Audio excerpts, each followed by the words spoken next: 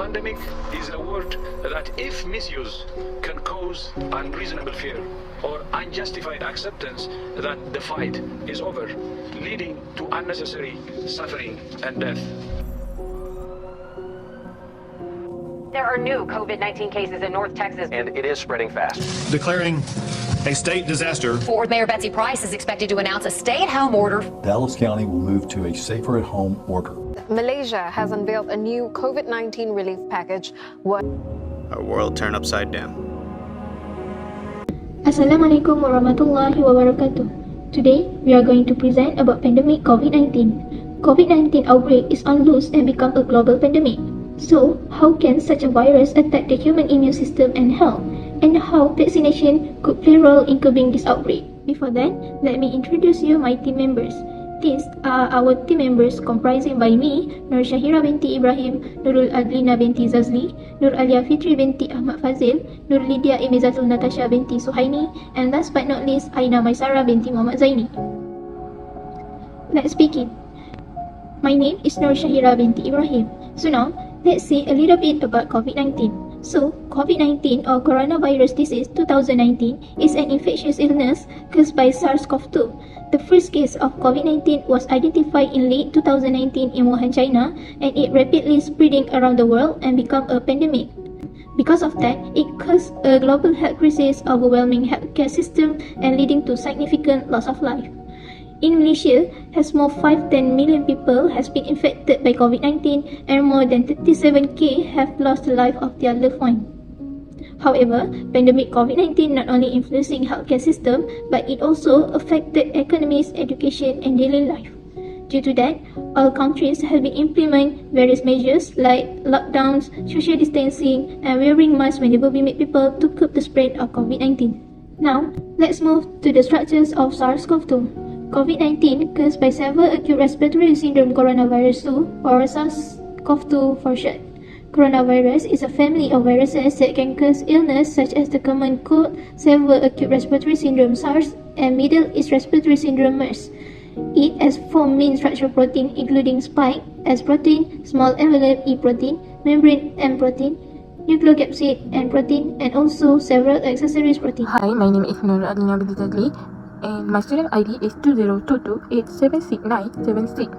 And today I will present about how can such a virus impact on the human system. Firstly, it will attach an entry. It like the spike of protein on the surface of the virus bind to the ACE2 receptor on the surface of human cell.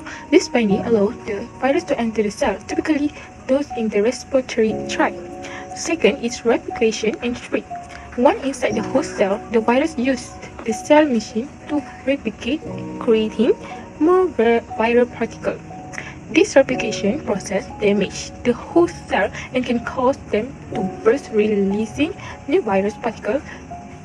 This new virus can then infect their neighboring cell and spreading the infection further. Third is human response. As the virus replicates and spreads, the immune system is triggered to respond. The body immune system recognizes the presence of the virus and initiates a different response. This response includes the activation of various immune cells such as T cell, B cell, and antibody to target and neutralize the virus. And next is inflammation and cytokine storm. In some cases, especially in severe infection, the immune response can become dysregulated, leading to an excessive release of immune signaling molecule, as we call cytokine. This cytokine storm can cause widespread inflammation throughout the body, leading to the tissue damage and contributing to the severity. Lastly is immune evasion. SARS-CoV-2 has developed mechanism to evade the immune system, making it challenging for the body to eliminate the virus efficiently in some cases. This evasion can allow the virus to persist and continue causing damage. Next, we will go to how immune response to the COVID-19 virus caused by the SARS-CoV-2 virus. Okay. When the virus enters the body through respiratory droplet, the immune system can activate to defend against the infection. So here are a few of the breakdown. an immune response. Firstly, it will innate immune system. This is the body's first line of defense. Cells like microbes and dendritic cells will recognize the virus as pathogen and initiate the immune response. They engulf the virus and present part of it that we call as antigen to active and adaptive the immune system. Second is adaptive immune system. I will explain more about adaptive immune system in the next slide. Third is cytokine and chemokines.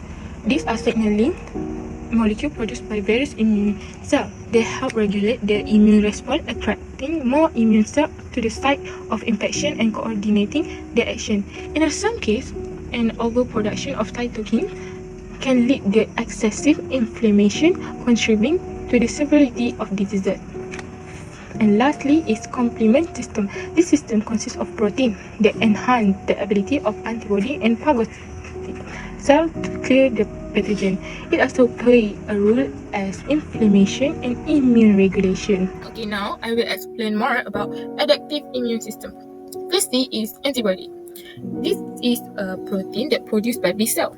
Upon encountering the virus, B cells are activated and start producing antibodies specific to the virus. This antibody can neutralize the virus by binding to it and prevent it from infecting other cells. They also take the virus for destruction by other immune cells. Okay, next we move to T cell. T cell have a two. First is helper T cell and second is killer T cell. Helper T cell is coordinated to the immune response by activating other immune cells, including B cell and killer T cell. While killer T cell we know as cytotoxic T cell. These directly attack and kill the cell that infected with the virus. They recognize infected cell by detecting viral antigen and on their surface and eliminate them to prevent further virus spread. Lastly is memory cell. Both B and T cell can become memory cell after the initial infection is cleared. This cell will remember the virus, providing long-term immunity. If the same virus enters the body again, memory cell quickly recognize it. It will leading to a faster and more effective immune response. That's all for me. Hello and hi everyone. I'm Noor Alfitri Bintama Fazil and I will present to you about how can such virus attack the human immune system and health. So, how does COVID-19 spread? Experts believe the virus that causes COVID-19 spreads mainly from person to person. There are several ways this can happen. Firstly, through droplets or aerosol. This is the most common transmission. When an infected person coughs, sneezes, or talks, droplets or tiny particles called aerosol carry the virus into the air from their nose or mouth. Anyone who is within 6 feet of that person can breathe it into their lungs. Next, through airborne transmission. Research shows that the virus can live in the air for up to 3 hours. It can get into your lungs if someone who has it breathes out and you breathe that air in. Last but not least, COVID-19 can be spread by surface transmission. It was a less common method where you touch surface that someone who has the virus has coughed or sneezed and then touch your nose, mouth or eyes. The virus can live on surface like plastic and stainless steel for 2 to 3 days. Next is how we do know about the immune response to COVID-19. So, firstly, most COVID-19 patients who recover have antibody to the SARS-CoV-2 virus detectable in their blood. Also, most COVID-19 patients develop antibody about 1 to 3 weeks after symptoms start. Patients who have more severe disease appear to have higher levels of important neutralizing antibody. Patients who have mild or asymptomatic COVID-19 have low levels of neutralizing antibody or even undetectable levels. Recent studies show that neutralizing antibody may disappear after 3 months. Before I start, let me introduce myself first. My name is Nurlidia Imisatul Natasha binti Suhaini with my student ID 2022855224. I will present about how vaccination could play a role in curbing this outbreak. Vaccination. As we know, vaccination prevents diseases that can be dangerous or even deadly. They reduce the risk of infection by working with body's natural defenses to develop the immunity safely. But how the vaccines work? Okay, there are 3 steps on how the vaccines work. For the first one, vaccine work by imitating virus using either mRNA or dye or weakened version of the virus. Second step, the vaccine raises the body's alarm. It trains the body to recognize and fight with the virus. And lastly, when the body encounters the real deal virus, it is primed and ready to fight for the body's health. For this slide, I will explain about the types of COVID-19 vaccine that approved in Malaysia. There are 3 types of COVID-19 vaccine that approved in Malaysia, including messenger RNA or mRNA, inactivated, non-replicating viral vector. For the first one, messenger RNA or mRNA, it contains the viral genetic material which provides the instruction for making the viral protein. The example vaccines are Moderna Spikevax and the Pfizer-BioNTech Comirnaty. Second, inactivated. It contains the copies of the virus that have been killed or inactivated. The example vaccines are Bharat Biotech Covaxin and Sinovac Coronavac. The last one, non-replicating viral vector. It contains the viral genetic material package inside another harmless virus that can copy itself. The example vaccines are CanSino Convidencia and Oxford AstraZeneca Vaxzevria. For this slide, I will discuss about the example of COVID-19 variants in Malaysia, including Beta, Alpha, Gamma, Delta, and Omicron. Okay, for Beta, the first detection in May 2020. It comes from South Africa. The infectivity is 50% more transmissible than other variants. The symptoms are mild headache, fever, persistent cough, and sore throat.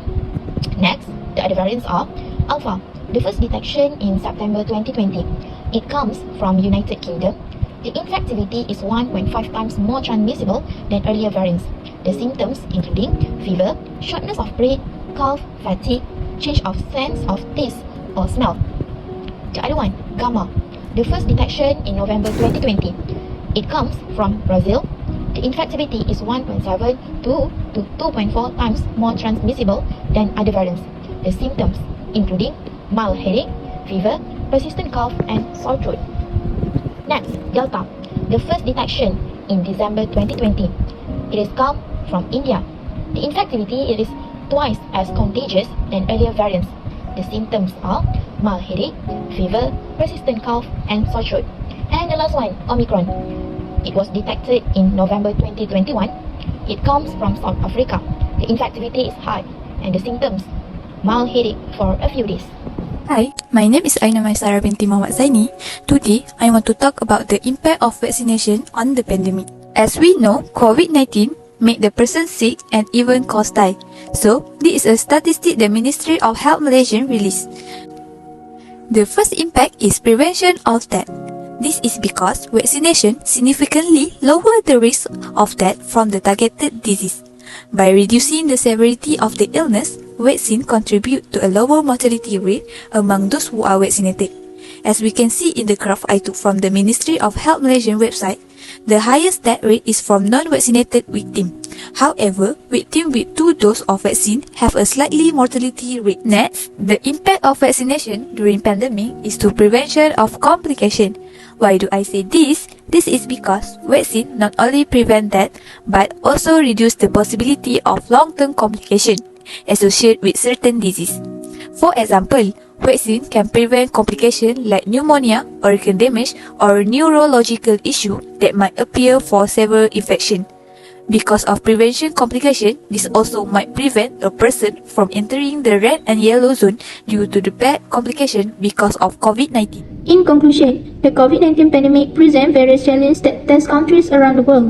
An effective response involves a combination of healthcare measures, economic support, educational adaptation, mental health intervention, and international cooperation. Understanding the interaction between the SARS-CoV-2 virus and the human immune system has played an important role in vaccine development and strategies to curb the pandemic. Vaccination has shown promising results in controlling the spread of COVID-19 and minimizing its impact on public health. Furthermore, through this pandemic, the important role of vaccine in managing infectious disease and protecting health around the world was proven.